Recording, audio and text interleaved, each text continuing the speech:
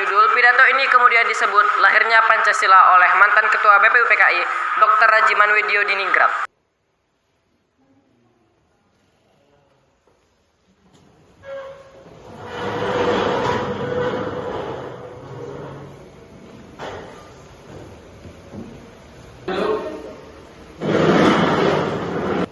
Selamat pagi, salam sejahtera bagi kita semua. Yang terhormat panitia, anggota Dokuritsu Ziunbityo Sakai yang berbahagia. Marilah kita memanjatkan puji syukur kepada kehadiran Tuhan Yang Maha Esa, bahwa kita semua dapat hadir di sini tanpa halangan sesuatu apapun. Saya selaku ketua mengucapkan terima kasih yang sebesar-besarnya atas kehadiran Tuhan sekalian. Dengan sambutan pembukaan saya umumkan bahwa sidang BPUPKI kedua resmi dibuka. Sekian sambutan yang dapat saya sampaikan. Bila ada salah kurang dari tutur kata saya, mohon dimaafkan. Terima kasih atas perhatian tuan-tuan sekalian. Tuan Ketua, saya di sini akan menyampaikan usulan-usulan yang telah saya terima selaku Ketua Panitia Kecil yang telah dibuat pada sidang BPUPKI yang pertama.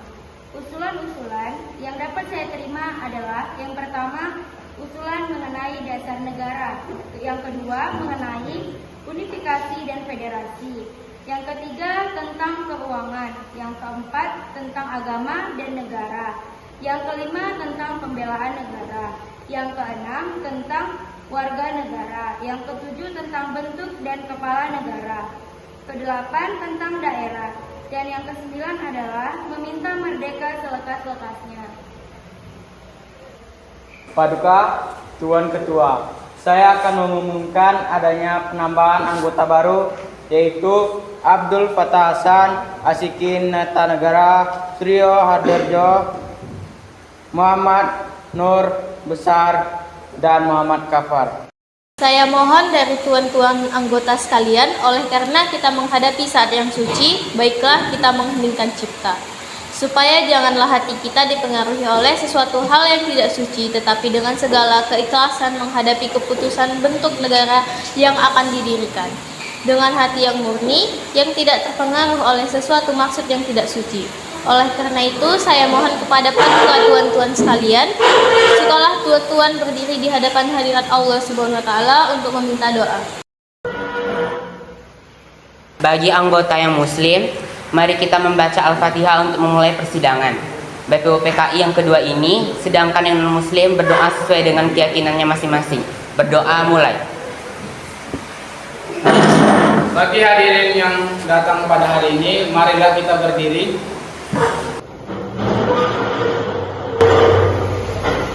Mari kita mengucapkan doa. Para anggota BPUPKI mulai berdoa menurut agama dan keyakinan masing-masing. Amin. Silakan hadirin duduk kembali. Mari kita mulai pemungutan suara dengan cara voting. Tidak musyawarah mufakat saja.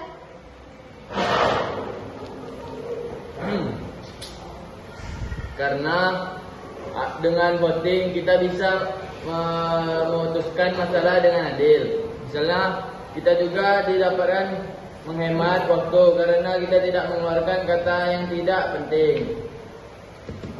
Marilah tuan-tuan, kita lakukan voting untuk menentukan bentuk negara. Sesudah itu dilakukan pemungutan suara. Tuan Ketua, kami sudah mengetahui bahwa ada 64 sistem yang memilih republik, ada 55 stem, kerajaan 6, lain-lain 2, dan belangko 1. Saya mengucapkan terima kasih atas pekerjaan komisi. Anggota sekalian sudah mendengar bahwa telah dipilih oleh sidang Dokuritsu Ziunbityo Sakai yang kedua kali ini, yang melahirkan 64 stem, ialah yang 55 republik, 6 kerajaan, 1 belangko, dan 2 lain-lain. Jadi semuanya ada 64. Sudah ada ketetapan dalam waktu ini. Nanti kita membuat laporan yang sejelas-jelasnya. 2, 3. Jadi putusan panitia itu republik. Sudah terang republik yang dipilih dengan suara terbanyak. Sekarang saya minta beristirahat. Semangat nasionalisme dan patriotisme terlihat sangat nyata dalam perbincangan dalam sidang BPUPKI tanggal 10 dan 11 Juli 1945 ketika membahas masalah wilayah negara. Semangat tersebut antara lain dikemukakan oleh beberapa tokoh berikut di anggota Muzakir. Maka apabila bangsa Indonesia pada masa ini mempunyai ketinggian kehendak dan kemauan dan memiliki apa yang mengantarkan, hendaklah sanggup pula mengakui bahwa tanah Melayu itu sebagian dari tanah air kita. Tanah Papua itu sumber kekayaan kita. Janganlah sumber kekayaan yang diwariskan oleh nenek moyang kita hilang dengan sia-sia belaka. Oleh karena itu, saya setuju bahwa dalam menentukan batas halaman tanah air kita, hendaklah kita berpikir dengan sebaik-baiknya.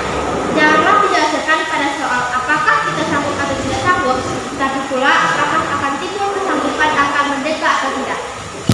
Soal lain pula berhubung dengan tanah Papua. Memang hal ini dalam ilmu pengetahuan etnologi, bahasa, geografi yang ada menyebutkan bahwa Pulau Papua tidak masuk tanah Indonesia. Tetapi paham ini hanyalah dilahirkan oleh orang-orang yang mengarang buku yang bersangkutan. Tetapi ada juga paham-paham lain yang mengatakan bahwa seluruh Papua masuk Indonesia. Perkataan Indonesia dibuat oleh orang yang mempunyai paham yang mengatakan bahwa Indonesia melingkungi daerah Malaya dan Polinesia. Jadi dengan sendirinya pada waktu perkataan Indonesia lahir, dimaksudkan bahwa tanah Papua masuk dalam daerah Indonesia. Dalam ilmu strategi, alangkah besar bagi kedua-duanya untuk menjaga sisi masing-masing. Artinya, kalau kita melihat batas kita di timur, ke Pulau Timur, saya setuju sekali dengan anggota yang terhormat Muhyamin, yaitu agar pulau itu dimasukkan dalam lingkungan kita, terletak Indonesia Baru. Begitu pula Borneo Utara, di mana terletak Sarawak. Dan juga negara Papua bukanlah kita meminta, tapi hal itu beralaskan kebangsaan. Kalau peperangan sudah berakhir dan kemenangan akhir telah tercapai, kita dapat melengkapkan aturan-aturan itu menjadi aturan-aturan yang sesuai dengan keadaan zaman. Pada waktu itu, dengan permintaan Indonesia merdeka telah seluas Indonesia Belanda dahulu. Jikalau kemenangan akhir tercapai dan ada permintaan yang nyata dari Malaya Selatan, Borneo Utara, bahwa rakyat di situ merasakan juga ingin masuk dalam lingkungan kita, dengan senang hati mereka akan kita terima sebagai bangsa kita di dalam Indonesia merdeka. Bagaimana jika kita menambah Malaya? Ya, kita juga harus menambah Borneo Utara supaya untuk masuk dalam wilayah Indonesia. Saya akan menambahkan Papua supaya masuk ke dalam wilayah Indonesia. Kami juga akan menambahkan Timur Portugis supaya masuk di wilayah Indonesia. Kami bertiga mengusulkan untuk pulau-pulau sekitarnya dapat dimasukkan dalam wilayah Indonesia.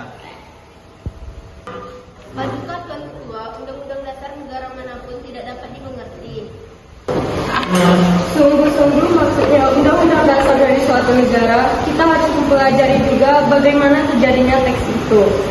Harus diketahui, keterangan-keterangan juga harus diketahui dalam suasana apa teks itu dibikin.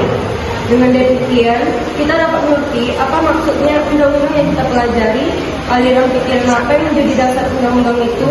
Oleh karena itu, segala pembicaraan dalam sidang ini yang mengenai rancangan-rancangan undang-undang dasar sangat penting. Oleh karena segala pembicaraan di sini menjadi material, menjadi bahan yang historis, bahan interpretasi untuk menerangkan apa maksudnya undang-undang dasar ini. Baiklah, sidang telah selesai. Saya harap semua keputusan kita dapat dijalankan dengan baik. Saya harap kita berdiri dan meninggalkan area kan terkenang selama hidupku. Naskah undang-undang akhirnya diterima dengan bulat pada sidang BPUPKI tanggal 16 Juli tahun